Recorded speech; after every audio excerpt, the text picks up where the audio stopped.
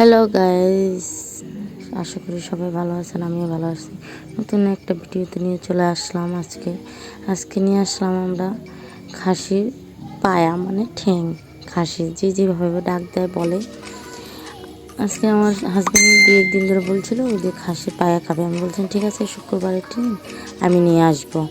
সেজন্য নিয়ে চলে আসলাম, সুন্দর করে ওয়াশ করে ধুয়ে নিয়ে আসলাম কুকারে জল দিয়ে পায়াগুলো দিয়ে এখানে হালকা পরিমাণ সিদ্ধ করার জন্য লবণ আর একটা পেঁয়াজ সিদ্ধ করার জন্য, জাস্ট সিদ্ধ হয়ে গেলে নামে ভালোভাবে রান্না হবে।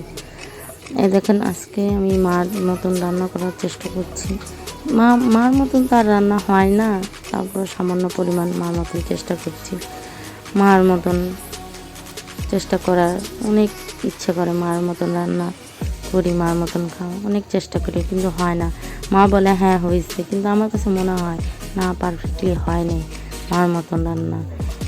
ঠিক আছে, এই যে আমার একটা সমস্যা কি, এই যে প্রেশার কুকারে যখনই পায়া বা কোনো কিছু দিই, তখন গিয়ে এরকমভাবে ফেনে পড়ে, আমার অনেক কষ্ট হয়। এইগুলো জলগুলো পড়ে, অনেক সমস্যা দেয়। আমি বুঝতে পারি, কেউ যদি বুঝতে পারেন আমাকে একটু বলবেন, সাজেস্ট দিবেন, আমি ওরকমভাবে শিখতে পারবো, বুঝতে পারবো। আজকে আমি পাটাতে বেটে মশলা করে তারপরে রান্না করব, দেখি মার মতন হয় কি না। মার মতন চেষ্টা করব। আমার মা ধনিয়া আমান খেত, হলুদও আমান, তারপর মরিচও আমান, সব কিছু বেটে খেত আমার মা।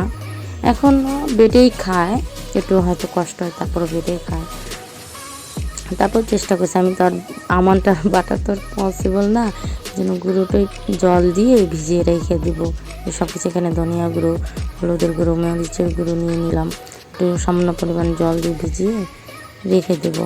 তারপর আমান, জিরা, গরম মশলা আমান, তারপর পেঁয়াজ, রসুন, আদা সব পাটাতে বেটে নেব, বেটে রেখে দেবো। এই যে এখানে হলুদ, মরিচ, ধনিয়া গুঁড়ো ম্যারিনেট করে রেখে দিলাম, এগুলো ভিজিয়ে রেখে দিলাম।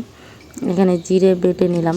এটা আমি হাজারও চেষ্টা করলে মার মতন তার হয় না রেসিপি, তাও আজকে চেষ্টা করতেছি যে পাটাতে বেটে, এই পাটাতে তার বিয়ে হওয়ার পর থেকে এই পাটাতে বেটেই সে মশলা খাচ্ছে এখনও পর্যন্ত। আমি সেই পাটাতে বেটে চেষ্টা করছি যে আমি সারা জীবন, যতদিন ধরে আমি সংসার লাইফে আছি ততদিন ধরে হয়তো হালকা পরিমাণ পাটাতে বেটে মশলা খাইছি, কিন্তু ব্লেন্ডারে খুবই বেশি করা হয়। এই জন্য আজকে বললাম যে দেখি মার মতন হয় কি না, তাই চেষ্টা করছি। এই মার হাতের পাটা মা যখন বিয়ে করে নিয়ে আসছিল বাবা, তখন এই পাটা বাবা বলে কিনে দিয়েছিল মশলা বাটার জন্য। মার অনেক স্মৃতি কাহিনী মা বলছে যে প্রত্যেকটা জিনিস আমাদের ঘরে এখনও আছে, যেটা মার ইতিহাসের সঙ্গে মিলে আছে।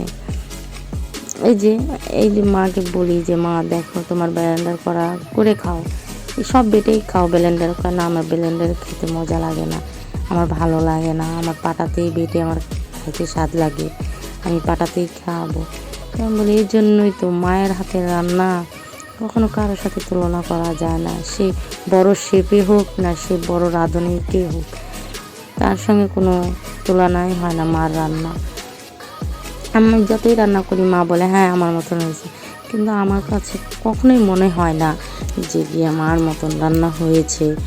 বলে যে পাগল, আমার মতন হয়েছে। আমার হাজব্যান্ডও বলে যে না আমার মতন হয় না। আমি কীভাবে শিওর হবে বলেন?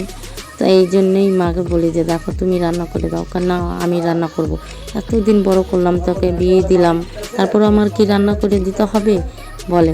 দেখেন হলুদ, মরিচ, ধনিয়া গুঁড়ো করে বেটে উঠিয়ে নিলাম। মায় হাসতেছে, দেখ আমি আমান খাচ্ছি, আমার মেয়ে গুঁড়োটাই বেটে আবার খাচ্ছে। আমার মায়ের সঙ্গে হাসতেছে খাড়ায় খাড়ায়, বলতেছে পাগল, তুই যেভাবেই রান্না করো আমার মেয়েটি আমার মতনই হবে। আমি কি মা না হয় না, আমি বলি যে আমার মা কখনোই গিয়া তার মতন রান্না আমি করতে পারি না, তার মতন রান্না করার চেষ্টা করি।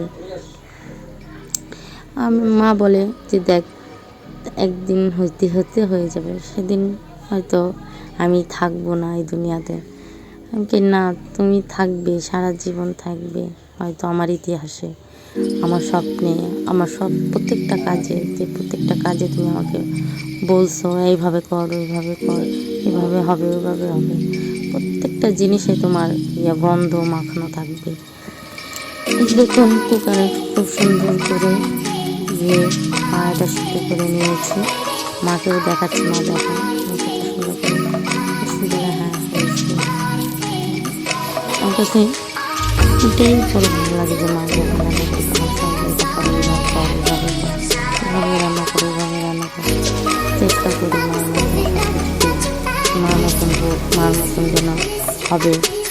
ঠিক আছে, মা বলে যে হবে, একদিন তো হবে, আজকে না হবে, দুদিন পরে হবে, সেদিন হয়তো আমি থাকবো না, এই কথাটাই সবার হবে। আমি রান্না করছি, তখন বলতেছি হয়ে যাবে, হয়ে যাবে, রান্না করতে করতে হয়ে যাবে।